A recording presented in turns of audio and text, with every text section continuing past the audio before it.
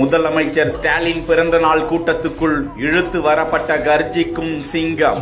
நெருங்க நெருங்க அதிர்ச்சியில் பார்த்து விலகிய தொண்டர்கள். நீங்க ஒரு கர்ஜிக்கும் சிங்கம் என முதல்வரிடம் கொடுத்து வாழ்த்தி மகிழ்ந்த தொண்டர்.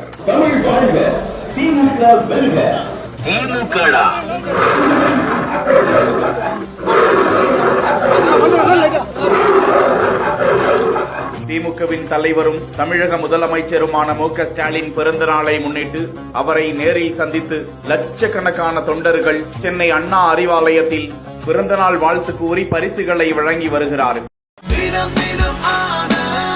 ஆனந்த், ஒரு சுகமான உள்ளாடை.